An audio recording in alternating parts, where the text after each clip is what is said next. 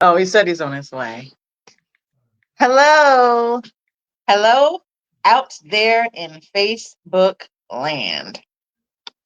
How are you doing today? How is everybody doing today? I am Tanisha, aka Ms. Kier, capital K, capital I, capital R, the poetic lyricist. And Kier stands for keeping it real. And welcome to another Live with Ms. Kier. Tonight, my guest, hopefully be coming through, is spoken word artist Baub Bidon. Show your love. And my co-host tonight is Eli The Emcee. Show your love for Eli The Emcee. What's up, Out everybody? there. How are you doing? Yes. Swanky people. So, as we wait for Bob to come on, let's see. I'm going to start with some shout outs. I'd like to give a shout out to my firstborn daughter, T Noodle. Shout outs to her. Woo! Shout out to Noodle. Yes, T Noodle, my firstborn, my Genesis. Shout out also to my secondborn, well, not little, big dude kid, because there's nothing little about him anymore. Shout out to my second child, secondborn, big dude K. Shout out to my second child, secondborn, big dude K. Oh, why is there an echo? Okay. Shout outs to my mom who is tuning in, Barbara Marie. Shout outs to my mom. Shout out to Camille Thomas Alexander and whoever else is watching and waiting for Bob to come on because he said he's on his way. So shout outs to those and all those who are taking the time on this Friday night to watch Live with Mz.KIR, because you could be doing anything else, but you took the time out to watch this podcast. So I like to give you all a great thanks. Welcome, Oh, people. North Philly's Finest is on. Shout outs to North Philly Finest, who was my co-host last week. And shout outs to Dave Miller.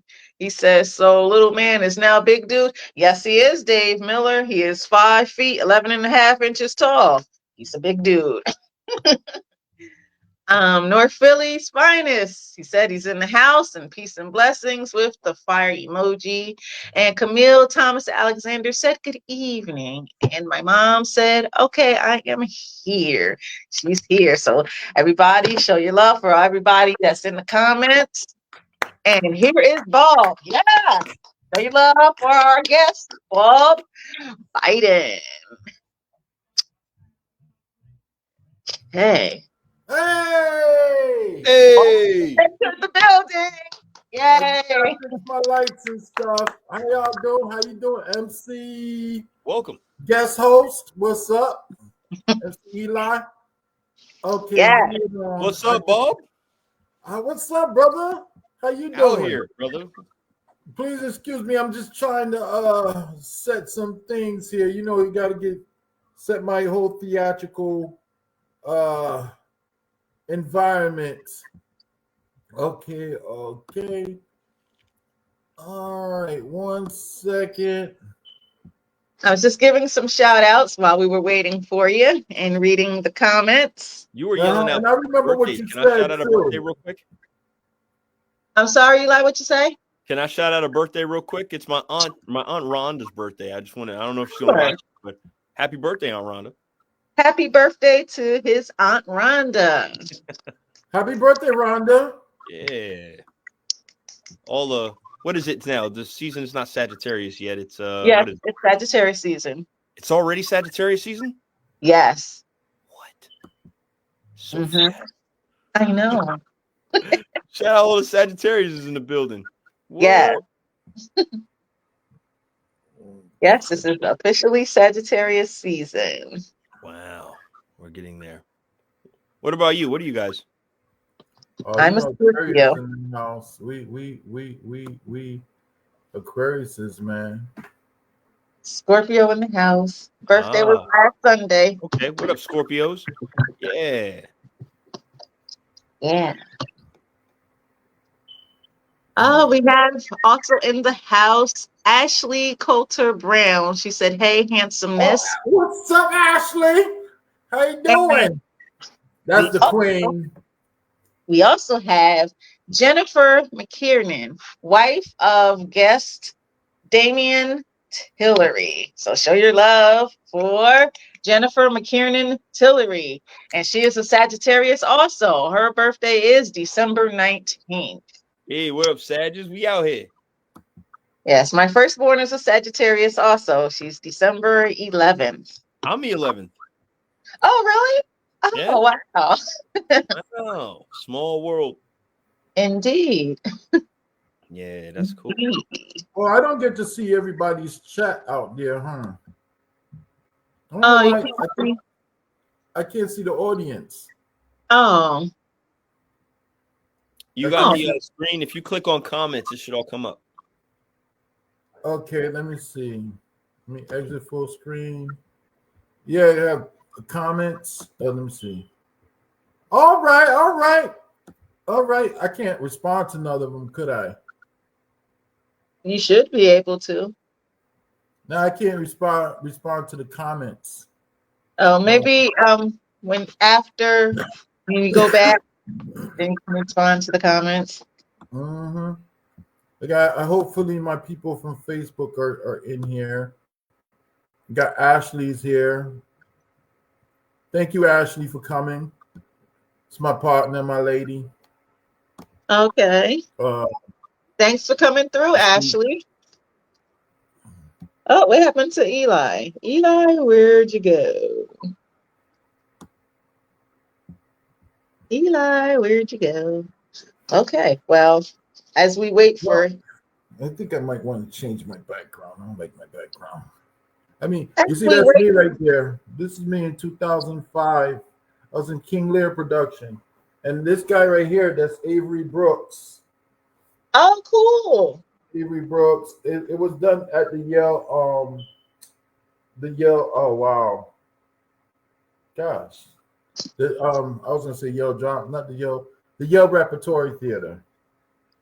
Well, Oh, actually, it was okay. before 2005. It had been like 2004 because the article that was written on this was in 2005, I believe.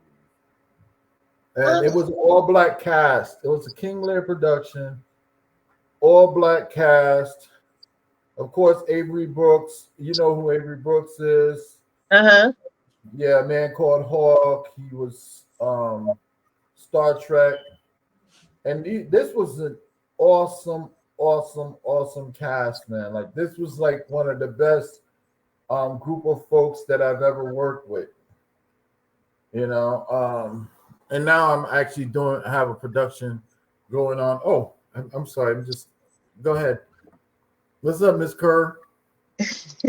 Okay, so now that you're here, Bob, we're gonna get this party started on this Friday night. Let's go. For those who might be watching later, please type in hashtag replay, heart like, and share, and share, and share, because caring is sharing, and sharing is caring. Tell people, say, check out Mz.KIR's podcast. Okay, snap it up from Mz.KIR's podcast via the SBN Small Business Network, episode 333 / episode 14 of Live with Mz.KIR. Okay, keep the comments coming. Like, heart, and share, and share. Oh, we've got Teresa Hazel Eyes in the building. Hey, Teresa. Hey, girl. Michael Connor says Spencer for hire. Okay, Bob. So, tell the viewers about yourself. Okay. What is there that I've never been good at talking about myself. I'm a poet. First of all, Baub Bidon. I come from two of the greatest Haitian immigrants, my mother and my father. I come from a family of 10. I'm like first generation. I'm the eighth child, but first generation American born here. So my mother had her last three kids here, myself and my two little brothers. I mean, my little sister and my little brother. Um, and I had to really acknowledge Haiti. I'm a writer. I'm a poet. I'm a playwright because I participated in the production called What It Is, the spoken word article is a spoken word hip hop version of The Wiz. Instead of Dorothy ending up in the wonderful land of Oz, she ends up in prison. You know, so it's really basically talking about the prison industrial complex. That was written by myself, a good friend, Jason, aka Jason Dorsey, Breon Baines, Tracy. Wow, I forgot Tracy Caldwell, and the other sister is going to kill me. I'm gonna try to remember her name. Her name is I'll remember her name, and then I'm gonna just like spurt it out in the middle of the interview. Is that cool? That's cool. Great. And Tyrese Malloy is another writer. God rest his soul. And who else? And it was our first dramaturg was Imani. God rest her soul. She was a dramaturg and a director out in Brooklyn. Okay, and what else do you need to know about me? Oh, and I run a poetry venue. It's one of the longest running, dopest poetry venues in Connecticut. This year makes us 20 years that Nice. we've had a venue. Yes, thank you. And we're probably going to celebrate it in 2025. It's going to be a 20 plus year anniversary opposed to the 20-year anniversary. And I'm in the production. Oh yeah, and we have on Providence. On Providence, the whole Providence has like a really, really rich community of poets, great poets. There's this one brother by the name of Orange. His name's not Orange. His name's Orange, but it's Demont Combs on Facebook. But Orange, he's been doing a lot of what I'm doing in New Haven. He's been doing out here and bringing poets together. And he's has this venue called wow, my head's getting. Well, I featured with him, and then my dude Warrior, aka Michael Bonds, has a venue out here. He's doing some good things here, and you have some a lot of them, and they're coming. Shout out to Aura who just featured at this other joint, a fellow Haitian brother joint, and I'm having a brain fart. I'm not remembering everybody, so hopefully they come on here and they shout themselves out, and all the people that I forgot to shout out. Ashley, is there anybody that I forgot to shout out? Can you just mention some of the names that I forgot in the comments? Give them their flowers. Oh, okay. I'm sorry. I'm just everywhere. I don't know. I told you I don't know how to talk about myself. You're doing great. You're fine. You're doing great. You're pronunciating well. We can understand the words coming out of your mouth. Keep going. Okay, these are the words that are coming out of my mouth. Okay.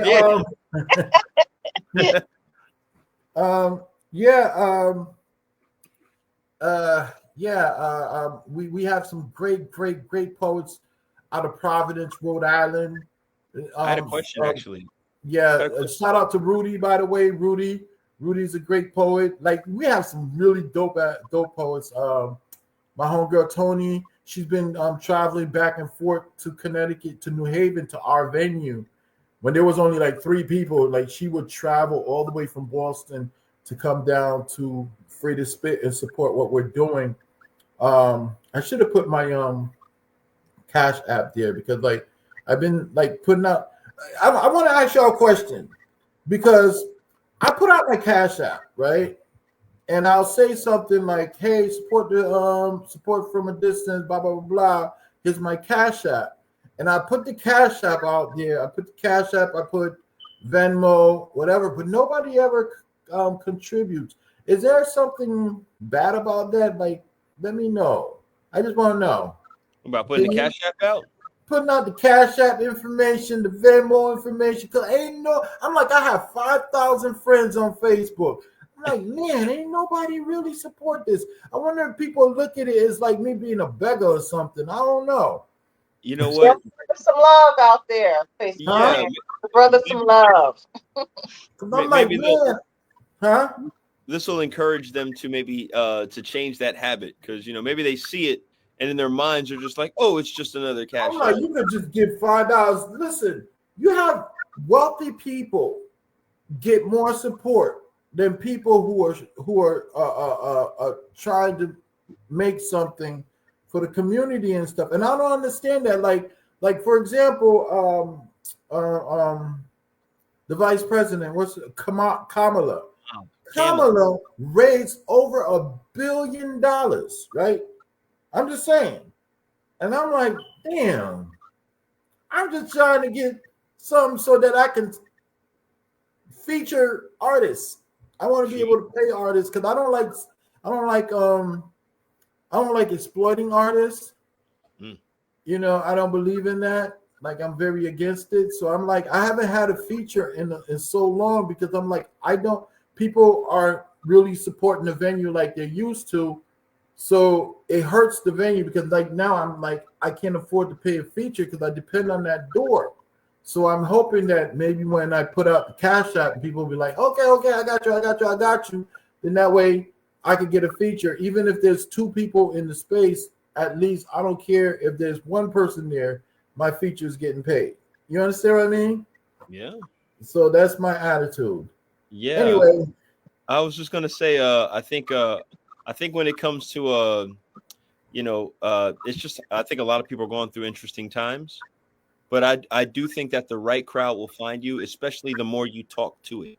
So the more you know speak what? it, I don't care if it's 1 person. I love the one crowd that I get, because the people that are supposed to be there are there. And believe me, just because it's like a packed venue doesn't mean that the people that are there are really hoping for the success of what you have to happen. Like, usually people just come because they want to take. And when they take what they want, they take, and then they leave you. They leave you high and dry, and they forget about you. And actually, I think there's another event going on the same day of my venue, which shows you how much I'm like in the same city, in the same state. Come on, Yeah, you would expect people to be like, nah, you got free to spit happening this day. And they're doing the same thing. It's a poetry thing. And then, and it's like, instead of like coming and supporting what we're doing, it's like we have our own thing going and we're inviting people at the same time that the venue's happening. Well, that's a whole nother story. The one thing I would say is, I know starting anything is difficult, but if you get 2 people, 1 person that chimes along with you, move forward with that and keep building. I'm one good. by one it will come. You got it. I'm good because God. Connecticut? Are you from Connecticut? Yeah, New Haven, Connecticut. Listen, what it was like 20 years, huh? I mean, I wanted to interview. I had specific questions I wanted to ask you. I wanted to know, what was it like growing up there in New Haven?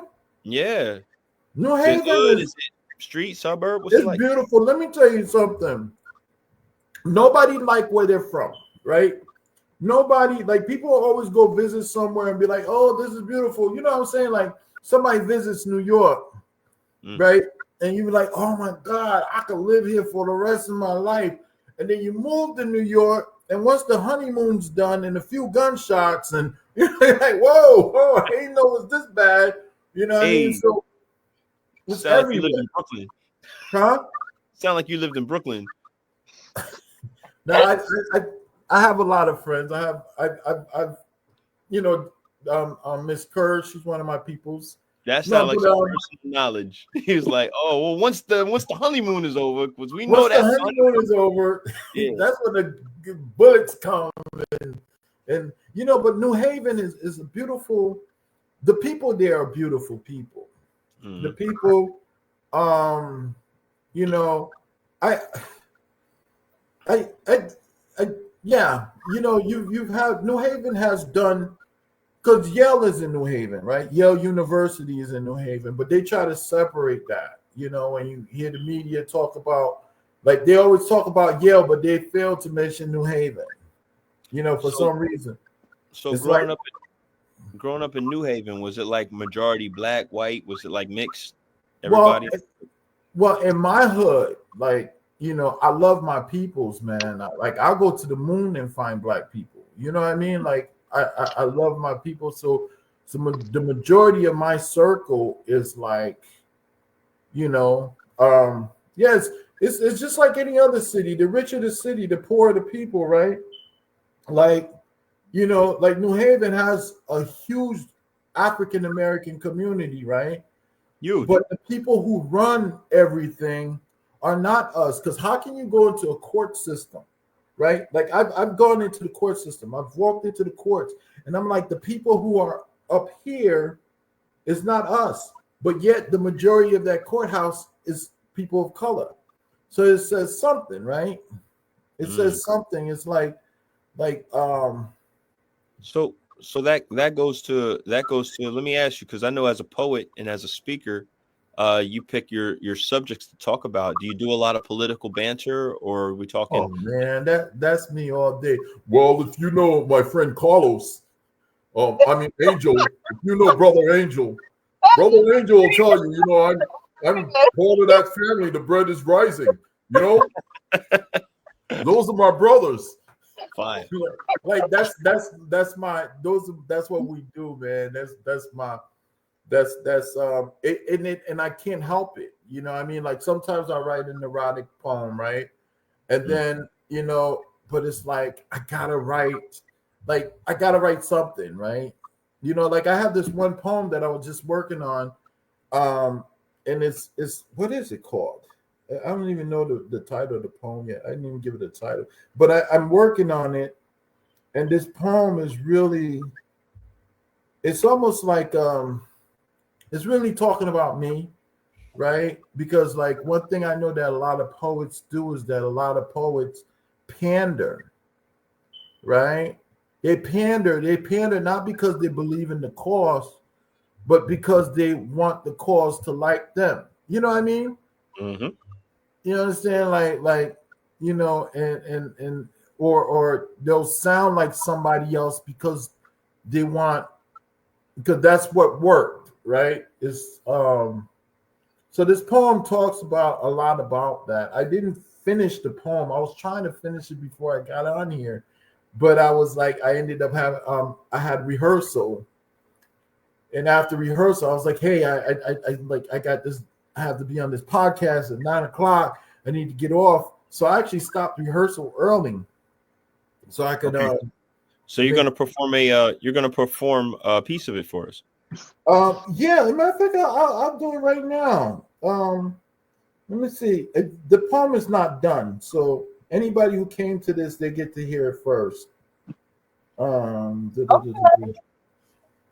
Yeah, it's probably, I'm gonna just call it I'm gonna call it Soul for now. SOUL. Okay. Soul. Okay. It goes like this. I never sold out. Sold myself instead I sold myself whole. Stitched the holes perfectly broken, shattered pieces of the hate they gave made me stronger. I'm a true believer that the strength of time cannot undo the clock of the sun. It matures to the extent of the universe. Everything said has already been done. My proverbs is as it was written. This holy scripture is only fit for the fist of a prophet. Read the passages. Underground scribes traveling through the railroads of my palm. Stories made to caress mics. Some say I'm nice. I write when I ponder, but I never ponder to pander your interest. However, I do have your best interest in mind when I write for what matters the mind. Because if I didn't mind my cadence, then who would I sound like? Spit on the mic in hopes that you catch a piece of me in your applause. My cause is to kiss your flaws. Sometimes I just want to wrap my hugs around an entire village till they understand what genuine love feels like. I've been inspired by the best of them, but I understand the difference between blueprint credit and plagiarism. I'm a huge fan of Saul Williams, sort of like Obi's ode to Talam Asi, and Goma opened my chakra to performance poetry. It'd be a fool of me not to mention the keys of that Yadaki paradigm shift of these ancient stone walls called on by the hieroglyphic pharaohs born to be a god. Third eye of Yasad scribed in first person. Stop asking me why I write my eyes in organ. Well, I'm gonna stop right there. Yeah, so Yeah. It sounds like Folks, snap it up. yes. Can I just say something? It sounded like from what I heard, you're a very conscious minded person, especially like with the energetic fields and knowing our ancient history and stuff like that. I wanted to ask you something because it came up before you got here.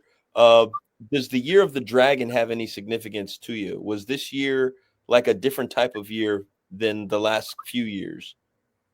This year? Yeah. Because there was a lot of things going. I mean, we had an election. We had a lot of interesting stuff. This year was a very interesting, energetic year. I felt like this year, what this year was, the energy that I feel was a year of exposure. Yeah.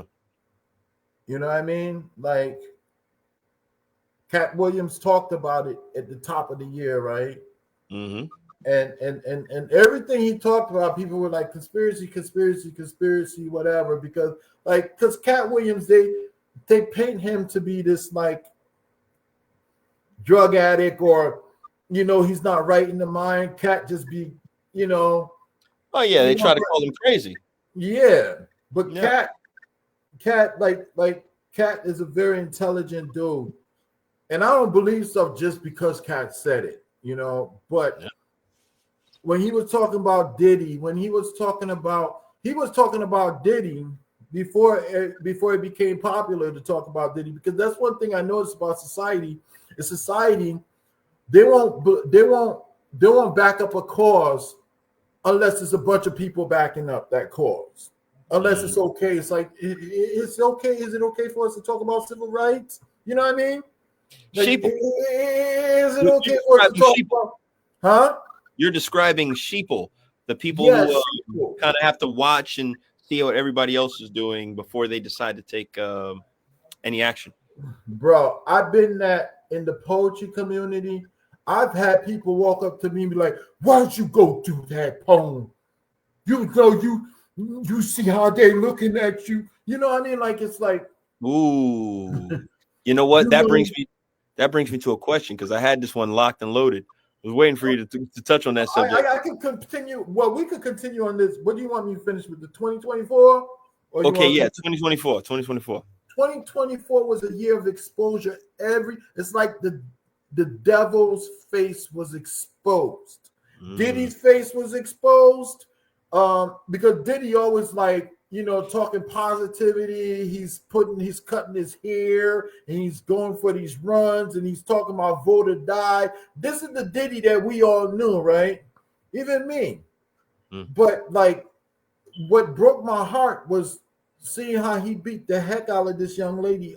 You know what I mean? And if the cameras weren't there, she would have died silently. So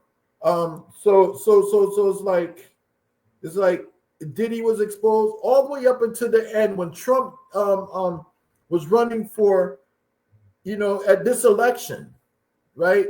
You know who it got exposed? Because they always made us feel like, like it wasn't a race thing, right? Like this is not a race thing. Everybody want to play the race card, but at the end of the day, who voted for Trump? Right? A lot of people voted for Trump. No, but who? Like, you know, we'll get a few sprinkles of Uncle Thomas's out there, right? That says, well, you know, they're running Trump's campaign, they're voting for Trump. You get a few of them, and it seems like it's a lot. But when you look at the percentage of black men that voted for Kamala, what was that percentage? Like 80-something percent? I'm gonna be real. I have no idea. I think that the election was a very I think it was a mixed energy for a lot of people. I know that there was a lot of people pulled one way or the other, or no way at all. But it was 82% black men that voted. It was over. You know what I'm saying? Like it was that much. And they wanted us to believe that it was a 50-50 thing or a lot of black men were, but a lot of black men vote for Kamala. It was 92% black women that voted for Kamala. You know who didn't vote for Kamala? Well, actually it was 54% voted for Trump, white women, right? So you got 54% white women that no matter how bad the situation is, we're not going to put a black woman in this house. You understand what I mean? How did any of that make you feel? Did it affect you guys up there in Connecticut? It broke my heart. It broke my heart because, you know, and honestly, to be honest with you, I would rather a Cornel West in office, right? Because my thing is like the whole thing that's going on with Palestine, right? But at the same time, I know Kamala can come up there and be like, yo, free the Palestinians. She can't do that. You know what I mean? Like we make it seem like it's okay for us to code switch, but it's not okay for her to code switch. You understand what I mean? There's certain things you can't do when you're applying for the job. Yeah, I think she was put into a very interesting situation. I think being the first woman anything is quite an accomplishment, and people need to remember that. And you know, I do see that it affected a lot of people very differently. It's like I know wanted her to have an afro, a dashiki on with a power fist, talking about, you know, kill Whitey. You know, that's you know, like you expecting her. You know what I mean? Because she was talking about, you know, she did talk about a ceasefire. She did ask for a ceasefire, but she went as far as she probably was allowed to go. Because, you know, they got bosses. They got people interviewing them. Who's interviewing me? How do I get this job? You understand what I mean? And then you have all these black people that's like, yo, she ain't black enough. I'm like, dude. Well, I think when it comes to people, you can't please everybody, no matter what you do. You can't. So, you know, I think she had her work cut out for her. I think Donald Trump had his work cut out for him. I think it's a weird election season just because of how high everybody got everybody in the bars. You know, I would just ask you though, did you make as you were doing your speeches and your poetry, did you do any speeches anywhere that made anyone angry? Had you performed somewhere and done something that actually caused like a little bit of rowdiness to happen, anything like that? Well, I had this one poem.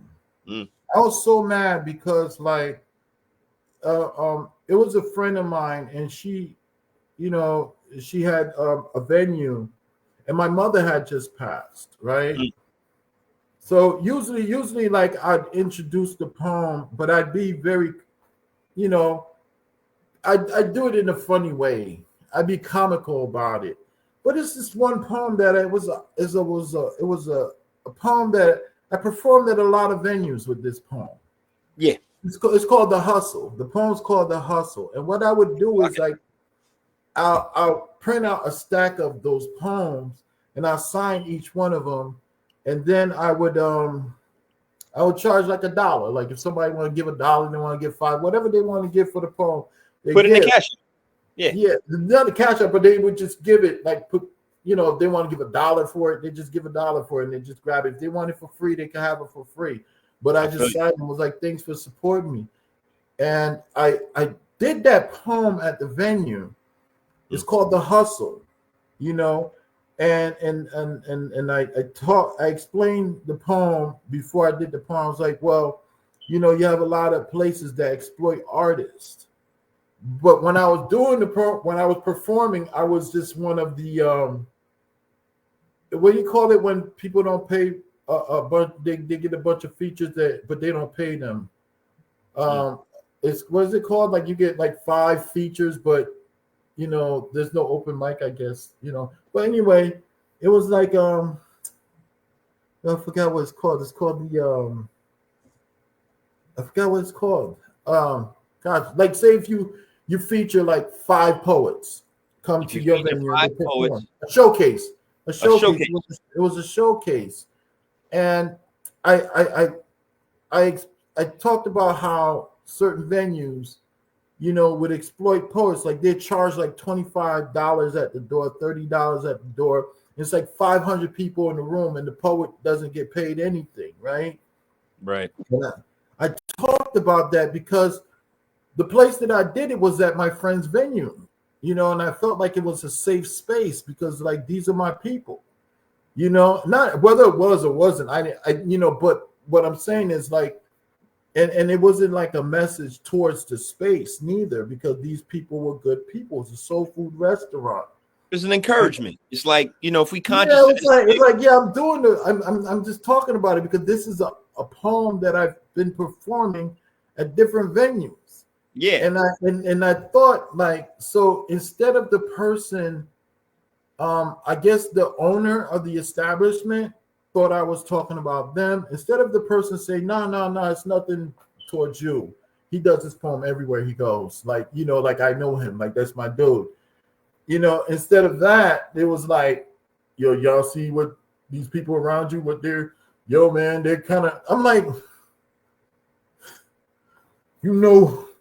shouldn't be doing, what I mean? Like, come on, bro. Like, he tried to tell you that this isn't the place for that. Yeah, and I talked to my friend the day after, and she was like, she was like, well, she felt like it was in bad taste, but I was like, no, I didn't have, and plus I had a gig the next day, and I was like, how am I going to travel to my next gig? So if I could raise some money, and then I could travel to my next gig the next day, whatever, and but. Yeah, so that was the first time I didn't feel any love in the poetry venue. That was the first time. It just felt weird.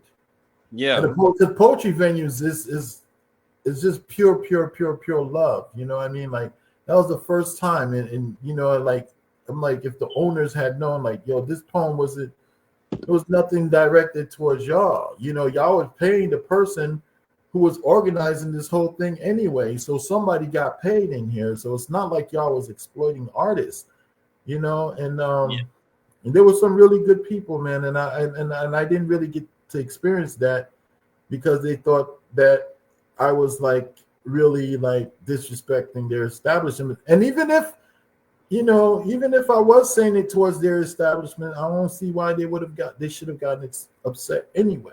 But I right. did. You got the First Amendment. The First Amendment means you can speak as long as you're not causing hate speech or riots, or you're not causing problems, right? Well, my job is not to really care about their feelings. My job is to put the mirror up. Carlos, one of the Brothers Rising guys, I like his energy. Actually, I like all of their energy. But Carlos is sitting there. He'd be like, I met Malcolm X. He gave me a quarter. That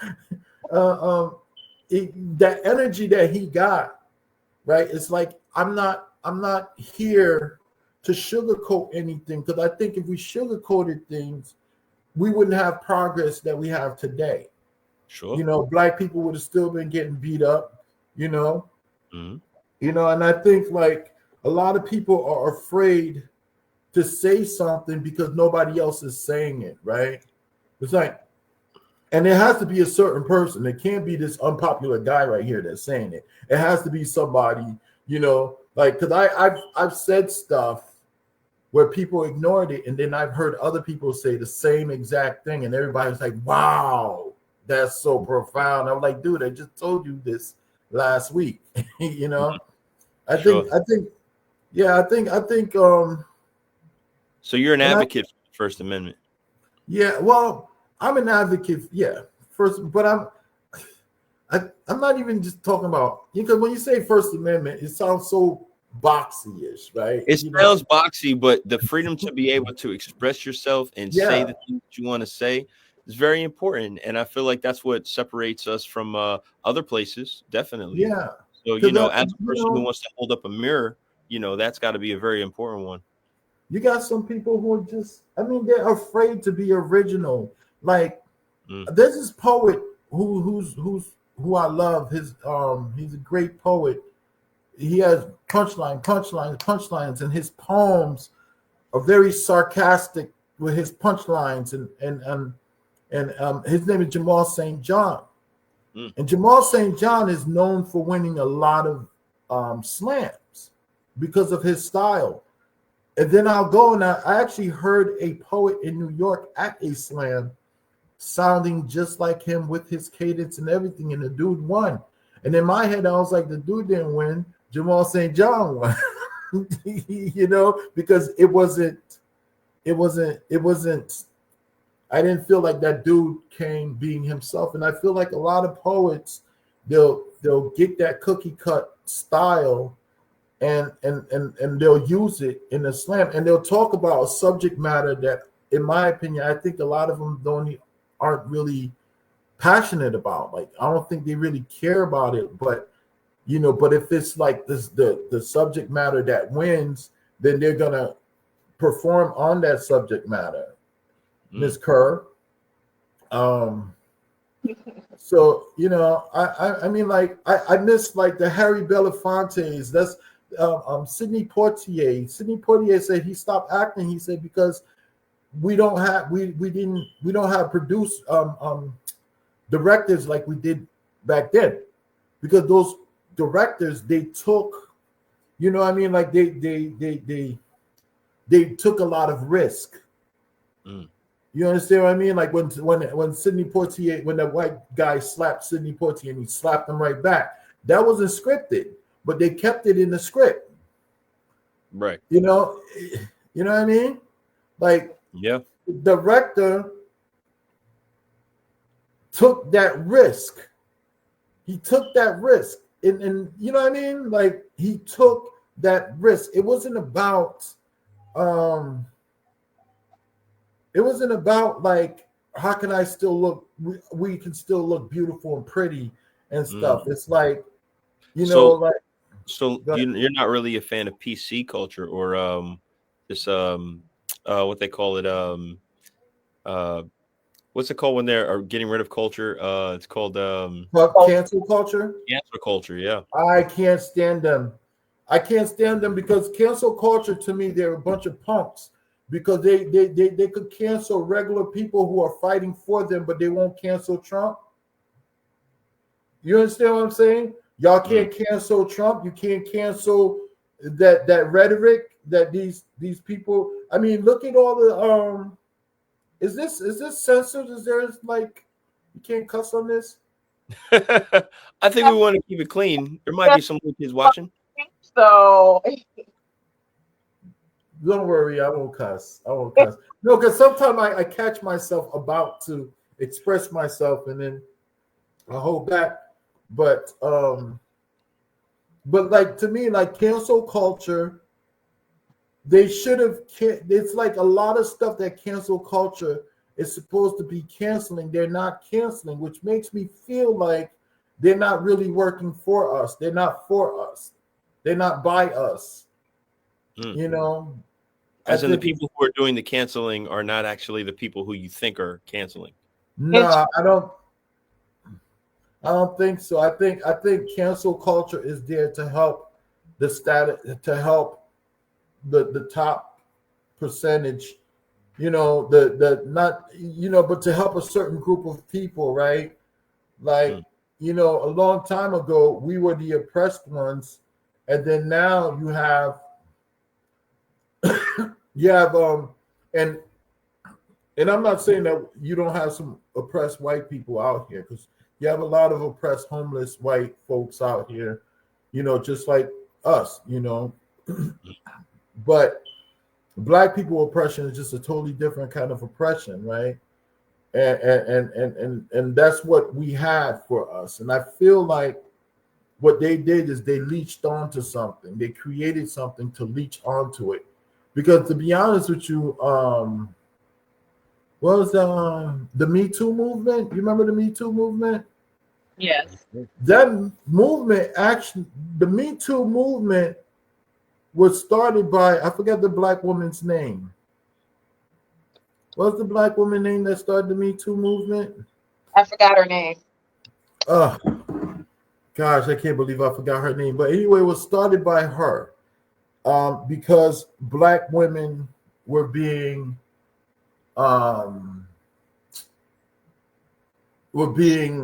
violated in Hollywood. I think there were some stories that happened that took place where there was no justice for these black women, right? And I think it started 2006. I might say it might have been founded, right? 2006. Don't quote me on it, but the whole Me Too was like, it's happening to them, but it's happening to me too, right?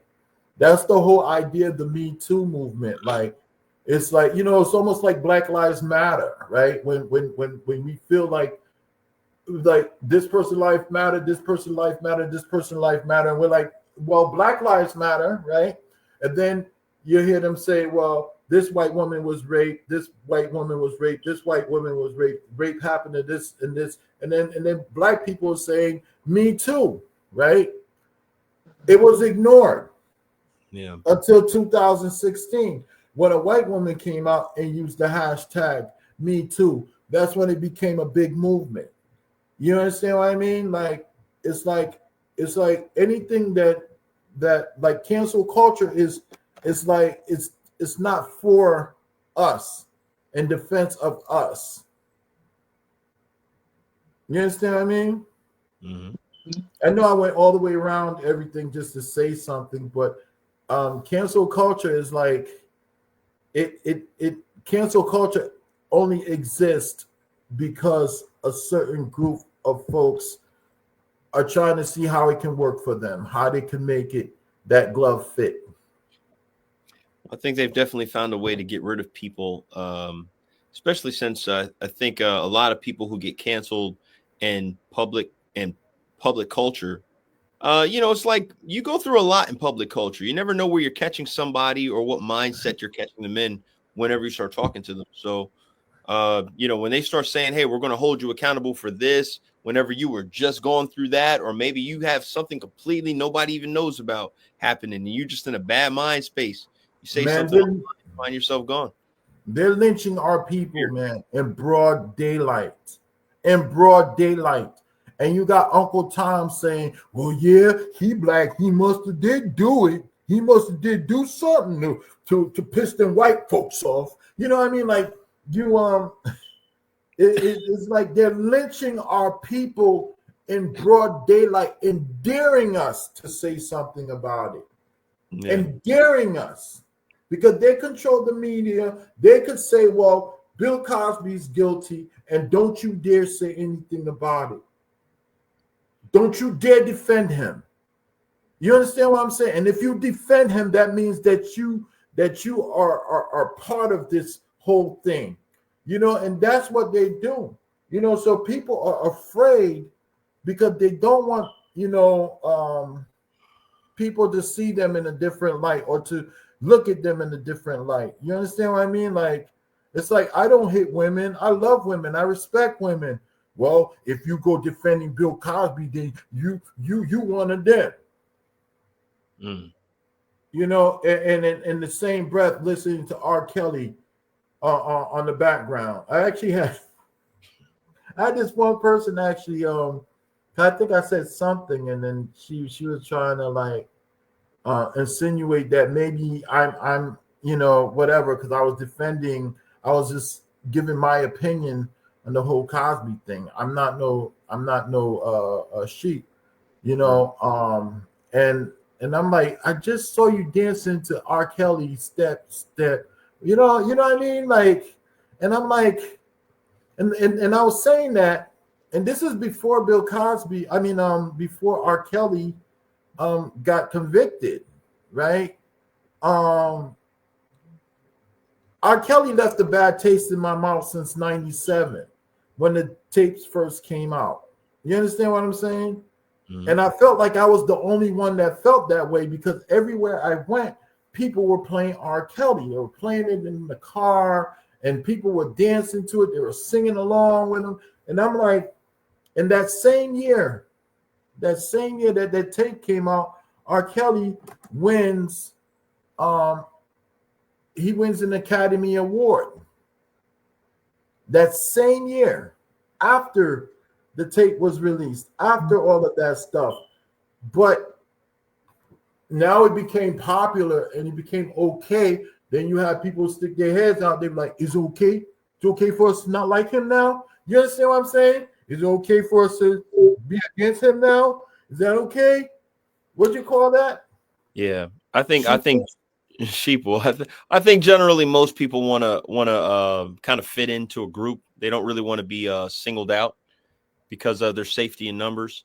That's kind of like that's like the method of the herd, right? Like to stay with the herd so that they don't get singled out by the lion. And sometimes I think that works, but I also think that unfortunately there's groupthink, and groupthink is kind of dangerous with certain things because it assumes that you allow other people to think for you and you just co-sign what other people do.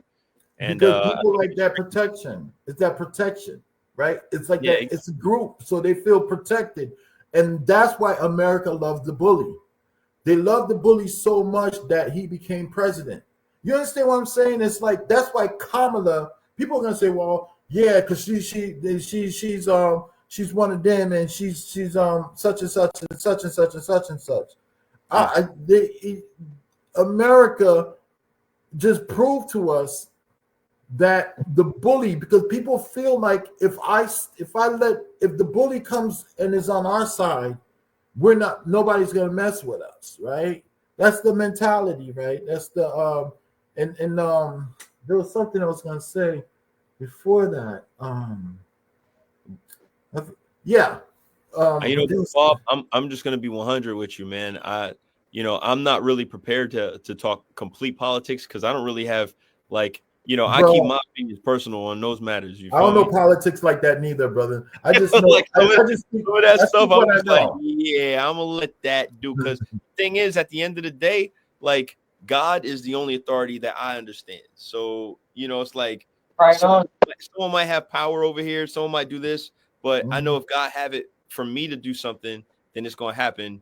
And if He doesn't, then it's not gonna happen. So yes. That's kind of where I land my plane, But I hear you, brother. I understand because it is a hot button topic. But I'm not really.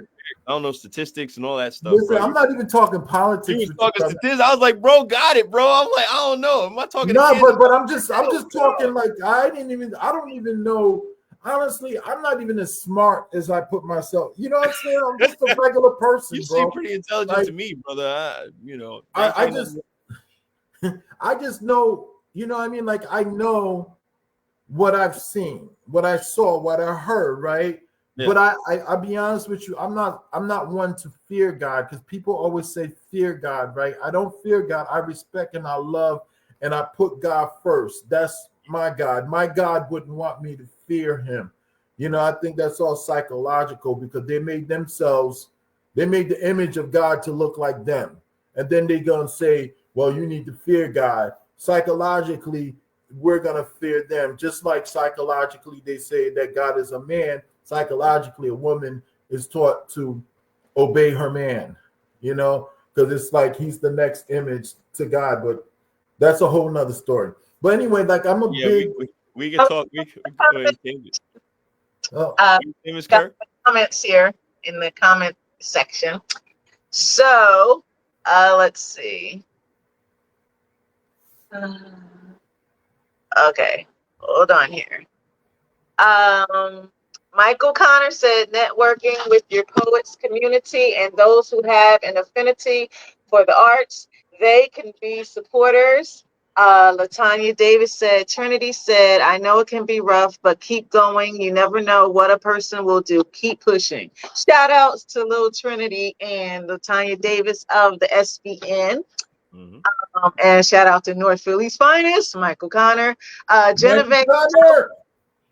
Genevieve Powell says, salute, family. Shout out to Genevieve. She was my co-host a few weeks back. Shout out to Genevieve. Teresa Hazel Eyes says, snap, snap to your poem that you did, Bob. Ashley Coulter Brown did the clap. My mom, Barbara Marie, said, nice piece, bruh. Teresa Hazel Eyes says, what's done in the dark always comes to the light. North Philly Finest said, Tommy was rampant for Trump, and surprisingly, the ones who voted for Trump are what Malcolm called the House Negro. Michael Connor also said Kamala was the best choice. In my opinion, she capulated the essence of Shirley Chisholm. However, the propaganda that was used, it showed the shallow nature of some of the country. Ashley Brown said Tarana Burke. I guess that's the name of the person who founded the Me Too movement. Yes. And Michael Connor also said, for the last 400 years, Black oppression has been the bane of American culture. Other races have suffered. Oh, wait a minute. Okay.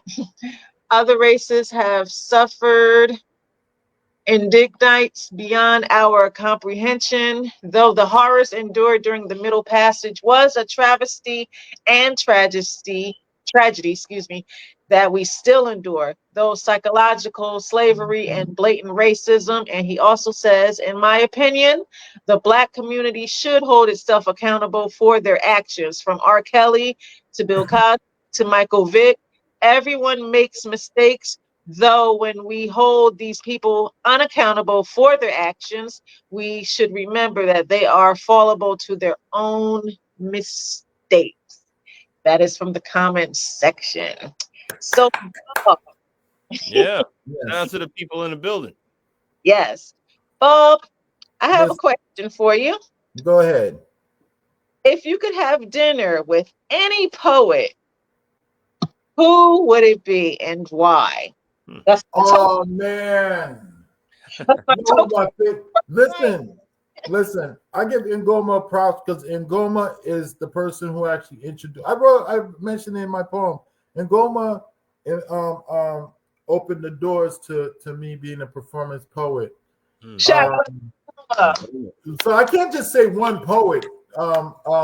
Saul Williams, my favorite poet, Saul Williams. I like, and Saul Williams is a perfect example of what I'm talking about people who are, he's if the raw truth was a person, right? That's Saul Williams, and I feel like, because I was saying, like we don't have the Sidney Poitiers no more. We don't have the Harry Belafontes no more. We don't have the Muhammad Ali's no more. And they a lot of my heroes are up there. You know what I mean? And it's and I'm hoping to make them proud. And I guess that's why I feel like I'm in a community that chooses not to see me, because I'm not, like, if I feel like something is wrong, I feel like I need to speak about it. You know what I mean? Like, I need to speak about it. I'm not out here trying to exploit artists and people. And you know what I mean? Like, you know what I mean? Like, so anyway, yes, Saul Williams. I love Saul Williams. I love the fact that this brother is like, and he's right now still, he's always putting something out about Palestine, what's going on in Palestine. You know what I mean? Like, if you really look at like the poetry community now, and I love a lot of my poets, but they're not even speaking on this stuff. They're worrying about their next performance, when it's going to be their next performance, and how they going to sell the next CD or the next book, and I'm like, yo, there's you got children being shot in the head, like babies being shot in the head, like literally, like murdered by grown folks with military armory and stuff like that. Like people are going hungry. Like there's a genocide going on, an actual genocide. I feel like the Israel, not Israel, but the Zionists, because I know the difference between the. I'm gonna do another poem. I feel like Israel is doing to the Palestinians the same that the U.S. did to the Indians. And I thought the United States would have learned their lesson from them, would have been like, hey, look, it was bad when we did it. They took over a whole Native American land, and here are the Israel doing the same thing to the Palestinians. And then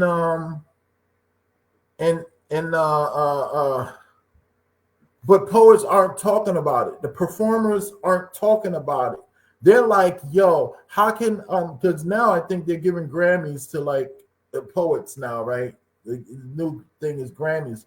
But you don't hear these people. Like, it's like, how can I win a Grammy? How can I win the next slam? How can I, be the most popular open mic venue? Like, it really breaks my heart, because like these people, they have a spotlight on them. And I'm like, man, you got that spotlight, yo. Give a voice to Palestine. Yeah. So that's where I'm at. With it. So I got another poem. Oh, go ahead. Is that it? Is that good? Was that good enough? Yes, that was fine. I was about to ask you to do another poem, so that works out. Okay. I got get the book over the page. It's actually called an open poem. This poem, because I don't know if you're familiar with is it Marcel Williams? Marcel Williams. He was lynched. He was recently lynched and denied by the courts, the Supreme Court. I mean, the brother who just went through lethal injection. Yes. And everyone was saying like there was clear proof that he was innocent. The DNA actually cleared him. Yeah, our prayers and blessed wishes go out to the family, because I think that whole situation was just trash. Yes, it was. The only reason they get away with this stuff is because we don't have the Malcolms anymore. We don't have the people like Sidney Poitier. Martin Luther King they focused on his piece, but Martin Luther King was a revolutionary brother. We don't have those people no more. That energy is gone. Like they shouldn't have gotten away with that. That shouldn't have happened. No way. Like we got a political prisoner who's rotting in prison right now by the name of Mumia Abu Jamal. Mumia's been in prison since 1981, December of 1981. He's been in that prison. And I'm like, how many times have you seen his name brought up in regular media?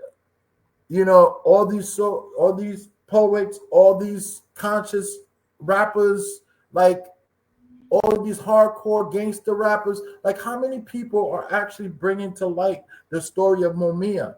That brother, his wife just died about a year ago. I'm just saying, like, he's been in there.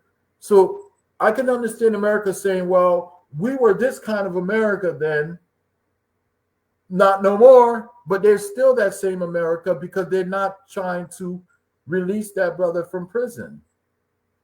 And I try not to say free him because I don't believe in the whole this person is already a free person. He just needs to be released. So anyway, I had Facebook has this thing with algorithms where if you're not paying them, people aren't getting your stuff. And I was putting out stuff, for people to call out to their governor or whatever to ask for the for them to vacate Marcel's death penalty or whatever. And he ended up dying anyway.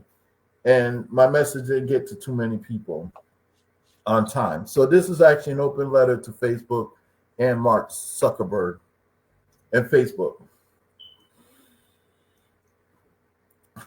Dear Facebook, Mark Zuckerberg, you are responsible for the murder of innocent people, the copycat genocide in Gaza, blood smear on the walls of masjids, temples. Inshallah, your flesh will someday fall from its bones. Your time is just a simmer. The pressure will haunt your dreams. Sleep will soon catch you slipping. May the algorithm of your eyes remain open for an eternity, and the murder of Marcel plagues your conscience, and you're left to chew on artificial intelligence. You have already starved yourself of morale. The lack of empathy is too much madness to pocket. The skeleton of these victims are protesting with the remains of their children in the wrinkled creases of your wallets. This is also a letter to America, a song to my people. I am told to straighten up my hands, put my right palm on my left chest, pledge allegiance to the flag, meaning you want me to promise my loyalty to agree to the slaughter of the Native Americans, the confiscations of Africans, the pillaging of villages. You're asking me to be okay with forceful penetration of women and children, to be docile to the lynching tree. My heart is breaking between the timelines of my fingers, still trying to hold on. You're requesting that I be all right with your red, white, and blue police patrol lights. Your unlawful traffic stop and frisk and kill and murder with no reasonable doubt can I live. Why must I ask for permission to breathe? We've been waiting to exhale, gone with the wind since 1916, held in captivity, learned to not hold my breath. I have already turned blues. How must I pledge allegiance to your rockets in air, bursting in flares, with the children of Iraq standing there, star-strangled, sanctioned hunger, a banner with no accountability. Oh, what a pity. Your land of milk and honey has been curdling for quite some time, squeezing the cash cow, made us the mule of your 40 acres beyond where it ate us. You are a poison to society, the earth's natural resource. The soil cannot digest so many coffins, mass grave sites, human stock crashed on Wall Street. The dead still remembers your tar and feathers. The castrations, scorching hot, cast irons hard, burning your flag slogan through the sheets of empty flesh, blank stares. Their eyes were watching God, my beloved, Shango with an ablaze sword. One day even you will be judged. This is also a letter to the prosecutor, the governor, Mark Parson, raw-faced Klansmen, Grand Wizard, bald-headed Nazis ordered the hit of a man you deem guilty, even though the DNA deoxyribonucleic acid identified that the ID did not match nor recognize the facial. You never thought to correct the perspective. The objective was for the status quo to always remain racial.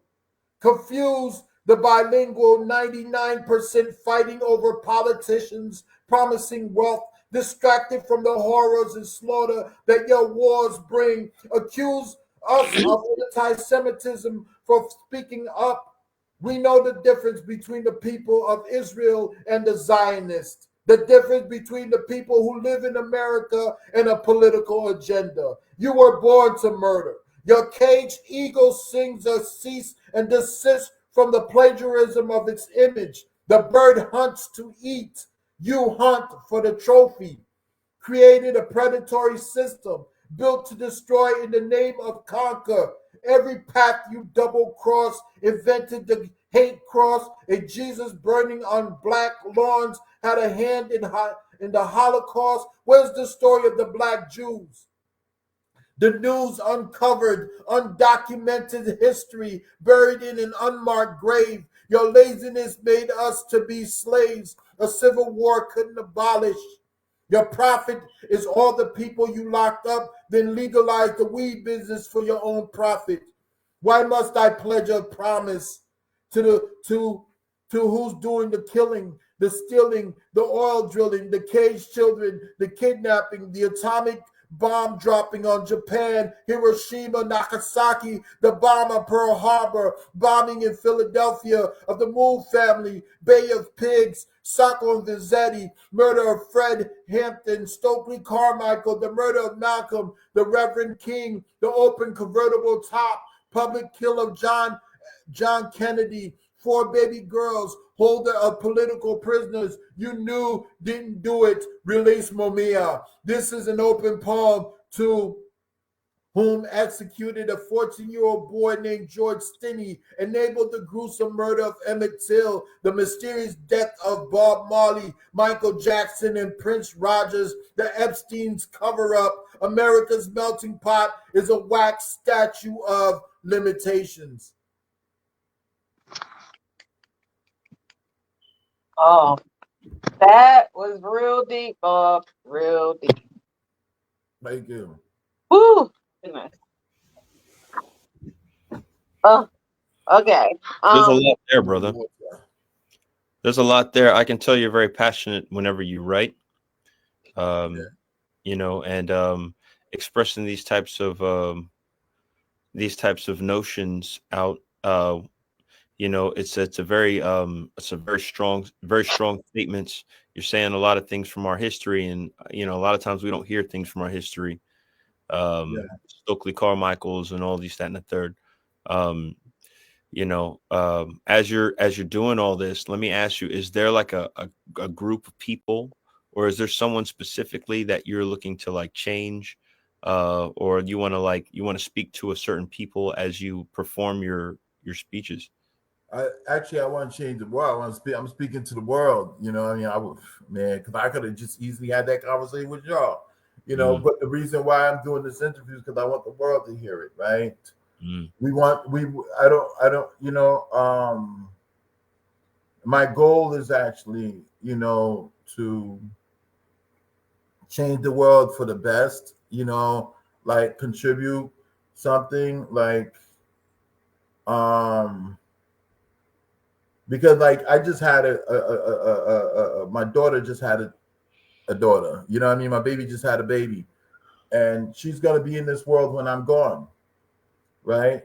So my thing is like I want to make this world a better place for her and her mother, you know, and your kids, you know, because I keep thinking about Whitney Houston's song, right? Remember that song? She said, "Teach them well and let them lead the children of the future." That song was written when? 1986. Yeah. That song was written in 1986. Those babies that were born in and she was talking about the children, which means that these children were already in existence. They weren't just born in 96.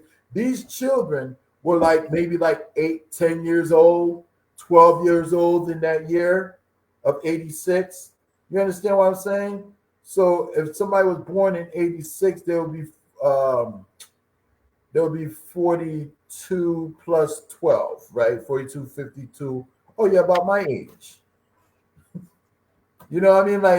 Like those children are running the world now. They're running the world. These are the children that she was talking about. These children are going to space. These children are running big, huge corporations. Those children are you know, are running the correction office, the correction facilities. They're running the police departments. Those children that Whitney Houston was talking about in '86, right? They are doing a whole lot. They're flying planes. They're owning, you know, and so my thing is, if we don't get to our kids first, somebody's gonna get to them. You know what I mean? True. Yes. Somebody's gonna get to them. Somebody's gonna get to them, and you're gonna be like, "Damn, I know a child is being born tomorrow. Is gonna be on the pole. Gonna be on the strip pole. If she's not, you know what I mean? Like, you know, or you're gonna have a child that's born tomorrow that's could be the president. You know, a woman. You know, like I second that. We want better for our children. we do. But it's not even. It sounds cliche, but it's not. It's that real. It's that real because my granddaughter, who was just born 2024, 2044, she will be 20 years old. I will be an old man. Shoot, man, that's crazy. I mean, 20 years from now, it's like where we're going to be 20 years from now, right? See, MC Eli is probably like 24 right now. I'm old enough, man. I would say like I remember the 90s. Okay. I love the 90s. So you figure like the 90s is a good time. Yeah, the 90s, especially the early 90s, because the music and the culture. Oh, he came from the 80s. He was born in the 80s. I was born in the 80s, baby. Let's go. All right. 81. I'm a 70s baby. So okay. Yeah. So you know, old enough to remember some really, really great things and some things that opened my brain up as a young person. And also old enough to see whenever you had a lot of the movements, like no one talks about the Million Man March, the Million Family March, the Million, all of that type of stuff. No one talks about these things that happened. And, you know, to be a kid, going to some of these things and seeing it and understanding who you were is, you know, at the time, the message of who you were wasn't, and I don't want to come at nobody in pop culture, but I would say it's not as toxic. There's a lot of toxic imagery, I think, just out, and that it's consumed because the thing is, you know, it's so oversaturated. People are doing extreme things just to get attention, right? Yeah. And that's problematic, of course, because what happens is they start to do things that are just completely detrimental, but it creates attention.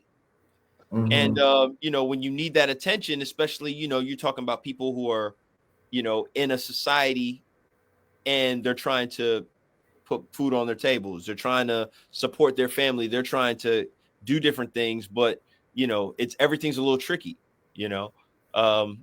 I think that, I think it's very different than the 90s. And I about this era right here, right? Yeah, very different. And I think that a little bit of that could come back in a really new way.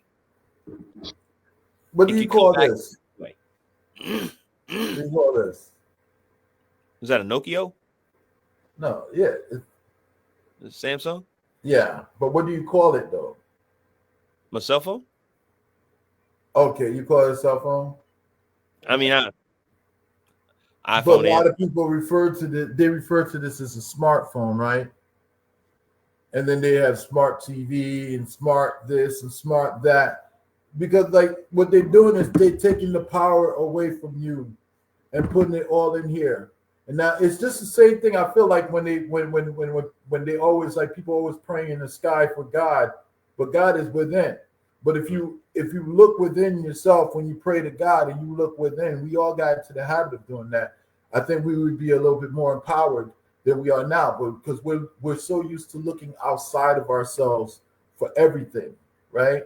And then we're looking out of ourselves for intelligence. Like a lot of people now depend on this to get around. They could go to the same address every day, and they'll go in their car, they put this in, and they'll put that address that they just went to yesterday. They put it in over and over again because that's the GPS, that's their navigation. Like they don't want to think, and I think that's the problem is that this generation is not made to think, it's not encouraged to think. I think the 90s, the 80s, we had to, you had to write down a phone number with a pen and a piece of paper. You'd be like, hey, let me get a piece of napkin. Or, you go to the bar, you get a piece of napkin, write the girl's name on it or something. And then you remembered the phone number so you didn't lose it because she was like, yo, she bad, son. I know her number by heart. But, you know what I mean? Or we had address books. We had to physically pick the A, write, the name, pick B, the C, and so on and so forth. It's like people don't even know how to handwrite anymore. People don't know how to write in cursive. Huh? They don't teach handwriting in school anymore. They don't. And that's dangerous. It's dangerous because what's going to happen is the advanced schools, the more advanced education, right? The higher up education, they're going to know how to do the writing by hand. It's going to be like a privileged thing to do, to write by hand. Yeah. It's going to be privileged to write in cursive. And I think that's the difference between, I just think we should just teach our people as soon as possible. Like we need to grab onto these kids and say, hey, to my granddaughter, imagine when she turns 5. Like, is she going to be put in front of a laptop, a smartphone? Is she going to have to wave to turn on the TV? Is she going to, what I mean? By the time she turns 10, 11, 12, 15, by the time 15, 20 years from now, what's the technology going to be then?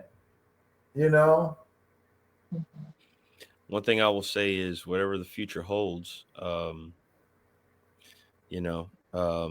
I think one of the most important things we can do as adults is do our best to also make sure that we are taking part in learning and finding out what it is that we need to know about these things, because I think that there's a pressure. And I you didn't really ask for my opinion, but I'm gonna throw it out there. I do want your opinion, brother. That's my opinion. But yeah, I think what happens is, and I mean, we see it with each generation. I mean, I remember when my grandmother didn't want to use cell phones. She didn't want to use computers. And of course, the computer came and the computer maintained, and the computer's still here. And now it's a different kind of computer, right? Yeah. And what happens is, as we move up in age, it's very easy for us to get into, okay, well, that's not my, like it was better before. And the thing is, it might have been better communally, but whatever society is going due to whatever forces are, like there are going to be new technologies. It can be kind of exciting if you're a bit of a science nerd like I am. But all this stuff, it's like, it can be a little exciting, but as long as we don't get too intimidated by it and think that we're so like lost to it, because our youth are going to learn it. They are. Their brains are working at a speed, and I work with a lot of young people, but their brains are working at a speed of like, but they need to know that they're smarter than that. Years ago, it's like, they learn like that. They're sharp. Because I mean, look at the era that we're in, man. Like, I love technology too, brother. Like I do, like but it gets a little bit too much. Like, you ever walk into a bathroom, and the light goes on as soon as you walk in the bathroom, and then you go to wash your hand. First you go put your hand on the soap thing. The soap thing dispenses because of your hand. You just put your hand under there, and then the sensor senses your hand is there. The water sensor senses your hand is there. You wash your hand, and then you like, oh, I need to dry my hands, but there's no tissue, no napkins. Oh, there's this thing right here. I just stick my hand underneath, and it dries it for me. No You touch. know who were those censors back in the days? Africans. Say that again. Africans, black people. When we They came made the here, censors. Is that what you're saying? we were the new censors. We were the old censors. Because what they do it because it's that laziness, right? It's like I don't feel like working. I'm gonna have something else do it for me, right? I agree with you. But there's also, we just went through a weird pandemic, and everybody's a little bit of a germaphobe. So the less things I have to touch, Bro, listen. Some germaphobes, because some people, they're some little people, questionable. All that stuff was here before the pandemic, by the way. A lot of that stuff. I right. mean, like, and then once everything pandemic hit, it censored. kind of made sense. Like, okay, cool. I don't have to touch the. Excellent. You don't have to touch anything. You don't even. You could even say, "Hey Google," like you don't have to go on your phone and use your brain to like manually put in what you're looking for, because all you have to do is say, "Hey Google," call my mom.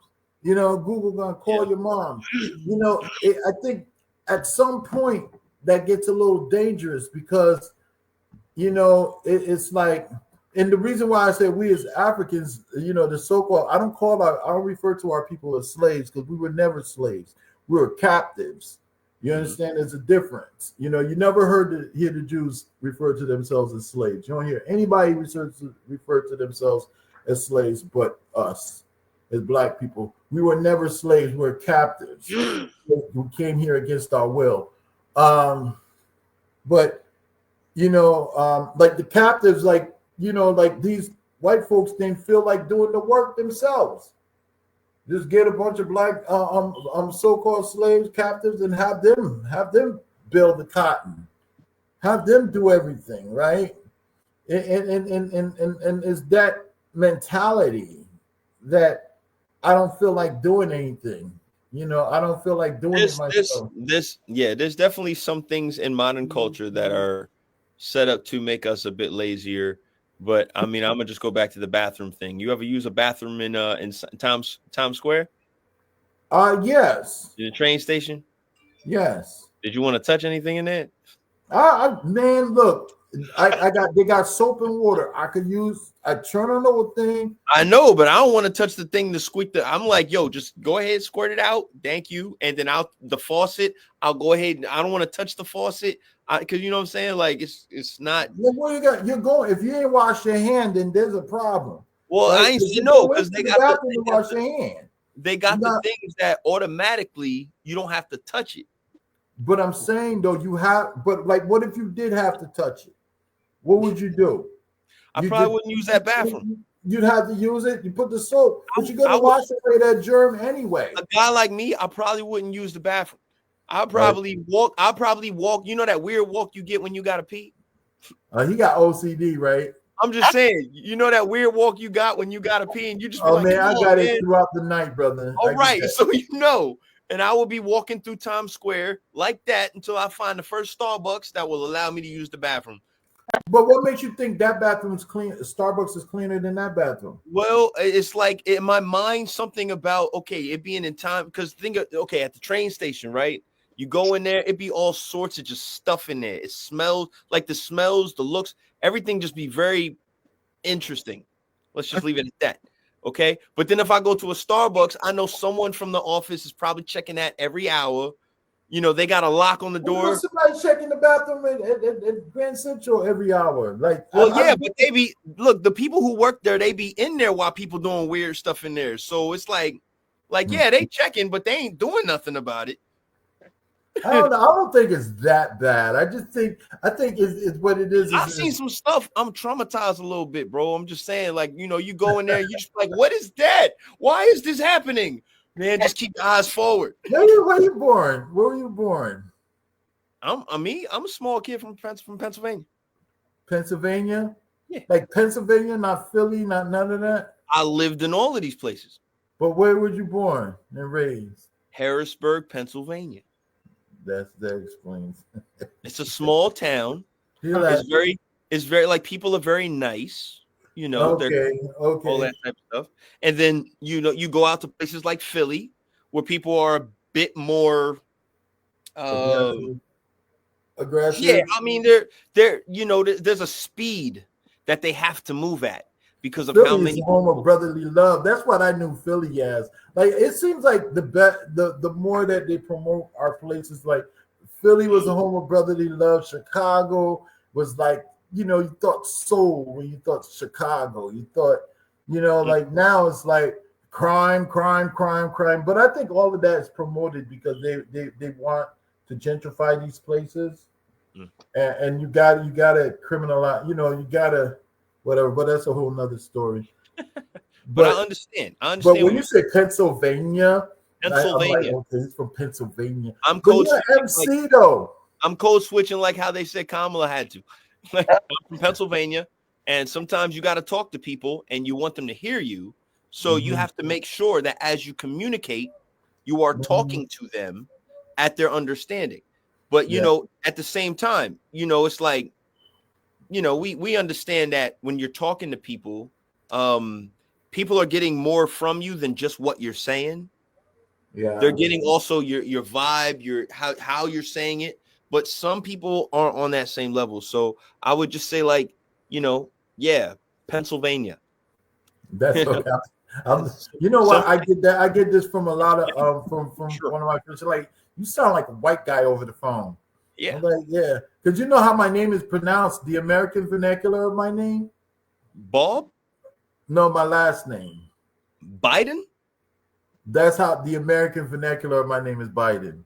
Mm. Like Americans be like, no, I said no, it's Bidon. Bidon. Bidon. I am a It's like Bidon. French. I'm Haitian. Yeah. Haitian. Ah, yes, right. Yeah. Both my parents are Haitian. Majority of my family's from Haiti, you know. And I mean, like there was a time where I didn't even like the name Bob You didn't like the name Bob? at one time because like I was born, you know, like my name wasn't originally Bob. So my mother would stick her head out the window and she said, Bob. And and my friends would be like, oh, what'd she call you? She call you Borb?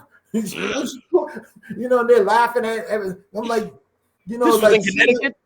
you know what I'm saying? Like, but she named me. Right? Yeah. She named me. Yeah. So she calls me Bob, then my name is Bob. It's not my mother who has the accent. It's you who has the accent. Yeah, Because jerks. she's calling me what she named me. And my father's calling me what they named me. So I ended up I used to like because it sounds so Haitian. Because I was taught to like love everything America, not everything outside of it. You know, it was like Haitians got some beautiful people, man. America's civilized. America is this. America, they have yachts, they have cars, they have shoes. They have, you know what I mean? Like they have a bike. You know, like it's like and then when we talk about our countries, it's like, you know, it's not until I got older that I learned that an accent was sexy. You know, it was you know what I mean? Like or knowing another language was attractive, or 1804. You know, I didn't know about 1804 until I got a little older and I started learning about the Haitian Revolution, that the Haitians, we were the first ones to say, as soon as the white man struck the whip, we was like, what, no, we are not doing this. We are not doing this. I'm going to come and get you later. Oh, no. Butt you down. Wait, what are you doing, Steve? Steve, stop, Steve. It's not that cool. first whip. We was like, oh, what the That's good. That's good. It reminds me of the Dave Chappelle skit when he's like, you know, tied up and the guy whips him and he's like, Frank, what are you doing? He gets off the thing, kind of curses him out. What you play Kunta Kinte? Yeah, he's like, hey, Frank, I told you not to. Well, we're getting close to nearing the end. I didn't even hear much from you, Ms. Kerr. Ms. Kerr. And the prep chilling today. Is that how we pronounce that, Mz.KIR? Miss It's Is that how here. that is? Okay, but it's not with the KIR sound because that's. That's why I'm gonna call you from now on, Miss. Are you coming to You're on to Connecticut? something, Bob. Here. You guys should come to Connecticut. Y'all should come to Connecticut on December 6th. My poetry joint is on the 6th, and I have it's Providence invasion because Providence is going to invade the heck out of that venue, and you know, it got a lot of people. Got a lot of people. Actually, my daughter's name is Aura, but this other sister's name, she's a great poet. Her name is Aura too, but she spells hers O-R-A, I think. And she's a great poet. We got, you know, we got some really awesome people from here coming. Some of my friends from my old apartment, this old apartment building that I used to visit out here. And we're just going to have a really good time. It's gonna have I really want you guys to come through, you know. Connecticut would be great. Yeah, 37 House Street, New Haven, Connecticut. You go on, I think I have the event on my. Go ahead, Miss. No, I was just saying, did everybody hear that out in Facebook land? The time is going by so fast. Oh my goodness. So with that being said, Bob, can you do one more poem for us tonight? One more poem. Yes. Let me see. I'm gonna do this poem because that guy is in office. And you know what? Real quick, how much time do I have? 5 minutes? Yes. Okay. My Well, laptop is dying, by the way. I don't have my charger with me, so if I die on you guys, sorry about that. Right. But I'm here. So real quick, you know, because I just because I didn't vote for this guy doesn't mean I want him to fail. Because I think we have this problem where if we don't get what we want, we wish for the failure of the other person. And I don't want him to fail because if he fails, that means this country fails. And I don't want this country to fail. So I'm just saying, like, basically, what are we gonna do from here? Now that he's in office, how are we going to move forward? That's the thought that I want to leave with people. I don't want to pray for his downfall and his failure. You know, I'm actually praying that he actually, you know, turns a leaf somehow. You know, God works through everybody. You know, no matter how bad they are. So, and this poem I wrote it back in 2007, 2008. Because that's when these politicians were starting to use religion as an excuse to suppress women. You know, they started saying, well, it's because of religion why we want to stop Planned Parenthood and all of that stuff. And, you know, and so anyway, the person I was with at the time, she said, well, you know, if that happens, then they're gonna bring back the hangers and the little, you know, the hangers, you know, if they ever did, you know, touch the Roe versus Wade. Oh man, poor man. So anyway, I wrote this poem. It's called Internal War. Internal War. Black like dark moons. Shine on water, converging into black lagoons, sweaty skin covers, brown mothers melt into molten statues. Standing altars, altered figures run for cover, chasing, trying to find her skin. Deemed a sin, scarlet letters branded on bosoms like tabloid tattoos, construed logic, confessions to the Father, crucified, blood clots couldn't wash trauma. Secrets discreetly tucked in paper bags, recycled body parts, fetal, death, fatal. Hail Mary, full of grace, blessed is the fruit of thy womb, Mother of God. Fabric-covered beauty, eyes unveil naked truths. Masculine manifestos, torture, feminine point of view censored. Undocumented scripture scribed on her lips like the seventh seal. These women move in silence. Words shatter self-esteem like stolen dreams in glass vessels, strangled, held in a thrust hold. Wounded wombs, rooms broken into. Stolen Virgo virginity, misogyny laws, justice put a back burners, charred souls. Faith comes in double standards. Egos needs let go. Surrender is machismo. Arrogance manufactured religion only to convince her she was less than he. But he without she is incomplete. Lost thought, tribal, untangible. Without a sentence, the paragraph is only a run on oxymoron. Run, tell that. Hail Mary, mother of Jesus, needle, thorn, halo, Mary Magdalene, Last Supper, hidden disciple, cipher her discipline. All hair massaged the Messiah's feet where he stood, misinterpreted. Sarah saturated eyes witnessed lynching. Blood dripped from the feet of her lover like the cup they sip from. Furthermore, this is the cup of my bloodshed. Blaspheme her existence from books. Holy be her name, shallow be thy truths. Let he without sin cast the first stone.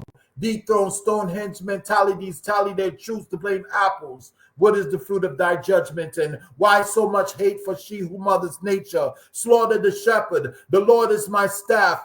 Cup run it over. Overlooked talent run down. Born a woman scorned. Rumble in the jungle. Jungle chases. Shadow boxing these eternal wars to break down these walls. It's a man's world, a woman's prison, augmented wisdom, detained, derailed railroad minds do not question these male and hand philosophies. Penile system circumcised young girls at birth at the cost of what word, what worth, what made your religious audacities more profound than the grounds of what nature intended. Ain't nothing sacred bound to these sexist pages. Stereotype typos, unsung sheroes, bearing your crucifix, legally lynched metaphors scribed in Sunday's church sermons. Preacher man, what about her gospel?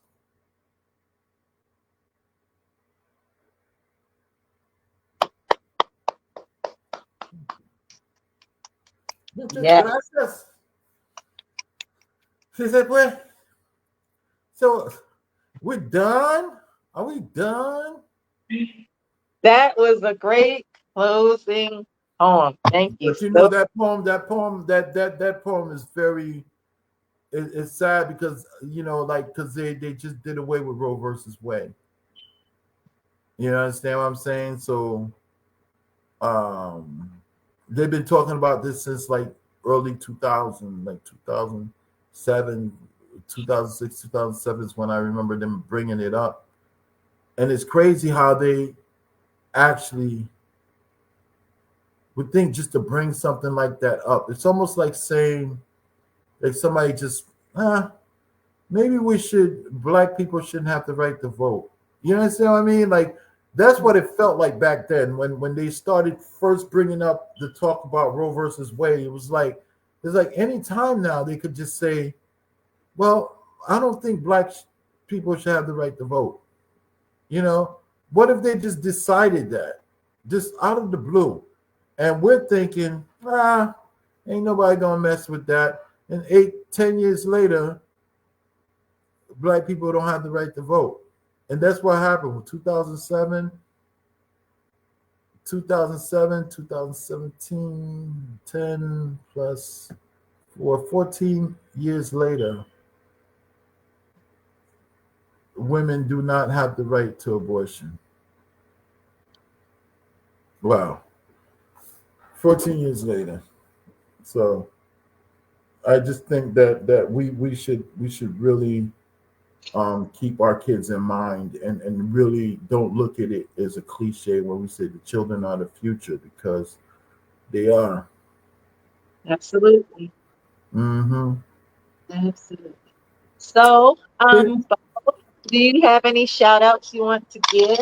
Oh yeah, shout out to Ashley Coulter Brown, who holds me down. Shout out to my best friend, Laura Nonyelum Abachinwe Hayes. That's my best friend, and she's actually in Brooklyn. Shout out to all those people who support what I do at Alexandria. What's Alexandria? Nicole Hooks, Alexandria Nicole Hooks, who comes all the way from New York to support the venue. The bread is rising. Definitely shout outs to them. To the whole people. I miss y'all. Y'all should come back down to Connecticut. I haven't seen y'all in a long time. I miss y'all. Yeah. The bread is rising. In Goma, Jason, my brother from another mother, um, anybody who's part of Blackout Arts Collective, the whole Blackout Arts Collective, all of my peoples from Blackout Arts Collective, all the people who support Free to Spit, who come to Free to Spit. You know what I mean? Like with 20 years, Kwesi Akosa, and I keep messing his name up. Kwesi, that he's a big supporter, and Narelle. I keep messing her name up too. Narelle, she's out of Hartford. She makes jewelry and stuff. That's my homie who's been coming and holding us down. My DJ, Mr. 800, and then my Okay. Mr. 800, and then my other host, which is Dope Flow Like Water, and just everybody, man. We're doing some good things here in New Haven, and I hope this makes it to some investors, because I really want to start supporting some having some features, because if the venue's not packed, then I cannot stack them like that. I really want to be able to pay my features. I want to be able to have like 2-3 features at the same time. That's my goal, because there's been some really great artists that I have in mind right now. A lot of them are actually willing to come and do it free of charge, but I don't exploit artists, and I would never ask them to do that. So if you got any funders, can I change my name? I just want to put like my Cash App. So my Cash App is, can I put my Cash? Huh? You can put it in the comments. Oh yeah. I don't, but I only could do it private. Oh, well, you probably have to, after the podcast, go back in and put it in the comments then. Yeah, it's because I really want people to support it. If I could get then that way I could get me a feature as soon as possible. Okay. I could get me a feature as soon as possible. That would be dope. Because I really want to have features there. So they could be, you could give soft, you could give hard, however you choose, but give it with love. Thank you, Mz.KIR, for having me. Oh, you're back, MC Eli. My bad. Sorry about that, y'all. Huh? Bob, how can people reach out to you?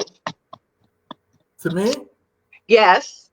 Oh, I'm on Facebook. You see the name right there? But you're gonna put Bob RAH. One God used to be my main page. Well, actually, you can go Bob One God Bidon, put that in, and you'll find me on Facebook. You'll probably find both of my pages on Facebook. I'm on Instagram under One God, but it's spelled 0NEGOD. So when you go to Instagram, but just go to Instagram, put Baub Bidon. Everything is at Baub Bidon or Baub Bidon, BAUB BIDON, and you'll find all my stuff. I'm on Instagram under One God, but it'll say Baub Bidon when you go to the Instagram page. I'm on X. Not that type of X. I'm on the old Twitter. I'm on X. You're on X? I'm on X, man. You're so composed. Huh? I know, right? I'm on Edge and I'm on X. I'm on Edge because I'm on X. Now I'm actually thinking about switching, but because I don't think their algorithm is helping me. I be having I be seeing more of other people's stuff on my notifications on X. I don't see none of my people. I'm I'm following thousands of freaking people. Excuse my language. I'm following a lot of people, and I'm I don't see them on my timeline up there. But I'm mostly on Instagram anyway. I'm on the gram and I'm on Facebook. We have a fan page, Free to Spit. Let me put that up there. The fan page is hold on. I'm good with this stuff. Oh, It doesn't work. Bob is putting up the info. Eli, do you have any shout outs that you would like to give as we close out? Yes, sure. One more time, I want to shout out my aunt. Happy birthday. Happy Um, birthday to his aunt. all the Sagittariuses, and this phone's about to die out too. But this, if you guys check me out on Instagram at Path of Eli, you'll see the information for a food drive that I'm going to be performing at on Sunday with Jersey John, and it's going to be located in Central Jersey area. So if you're in that area and you want to be part of a good cause, you want to come on out. They got a couple different acts going to be performing. But it should be a good vibe. Like I said, the information's on my page at Path of Eli. And you can also check me out at Path of the MC. And that's all I want to say. Yes. Yo, we could exchange information, man. I'm on Free to Spit is Friday, December 6th. Our venue runs from February through December. So December is our last joint of the year.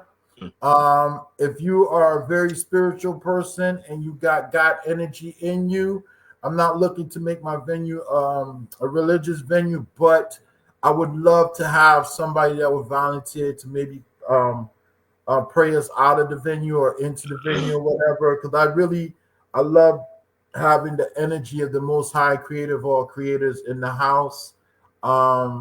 Because like there was a time when there was a whole lot of homicides in New Haven, and that's why I ended up sticking with the venue for so long. Because I wanted to have a safe space for young people to come to and be able to collaborate with the wise generation. So that's what Free to Spit is about. But I figure like we give the people a prayer before they go home, so that they go home and have a great 2025. So please, if you have God in you, you have a good soul, good spirit, and you want to share that, come to the venue. The New Haven People Center, 37 House Street, New Haven, Connecticut. We have our page, our Facebook page. It's free to the number 2. It's free the number 2 spit. So it's free to spit. Do you have the link for that, right? Miss.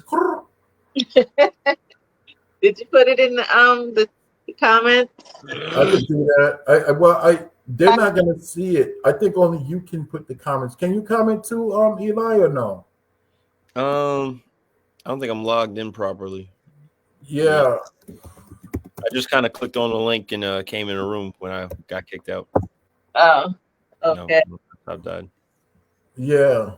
So they're not. I don't think they're gonna see what I posted. Like, because my comment is just for us. Okay. I'll let you copy and paste it. Huh? You can always go back and put it into the comments. Okay. All right. Thank you for having me. Thank you for having me. And thank you to everybody who came. Did anybody else say anything? Send these people a shout out for me. Tell them that I ain't forget about them. And shout out to, did I shout out Ashley? Yeah. Yeah, and Aura, my daughter, Aura, and Moana, which is her daughter, and the whole Aaron family. And just shout out to everybody. Like I bet you I'm probably forgot a whole lot of people that are gonna kill me. My best friend Dice, my friend Rob Jenkins, and see, I'm not good at stuff like that. But I hope I Marcy Lynn Jones, who comes through and helps on Free to Spit sometime. She hasn't been there in a while. We miss you, Marcy. Come back. And everybody who hasn't been there, come back. Come back. Yeah, last one is December 6th. Come through. So we do what we do. And with that being said, I would like to thank everybody again for taking the time out.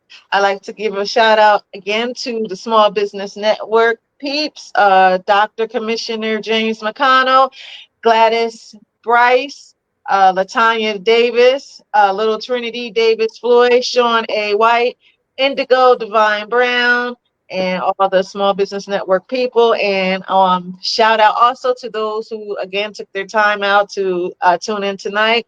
Michael Connor, a.k.a. North Philly's finest. Yeah. Hazel Eyes, Genevieve Powell. Shout out to my mom, Barbara Marie. Shout out to Ashley Coulter Brown. See who else. Shout out to whoever's going to watch the replay. And don't forget, those who are going to watch the replay, type in hashtag replay in the comments and like, heart, and share. And tell people about Mz.KIR's podcast. Capital K, capital I, capital R stands for Keeping It Real, the Poetic Lyricist. This is another episode of Live with Mz.KIR, episode number 333 of the Small Business Network / episode 14 of Live with Mz.KIR. Thank you all for tuning in, and I will see you next week. And remember out there, edges matter. Hashtag edges matter. And don't forget to always be breezy. Okay? And peace. Peace, peace, peace, peace.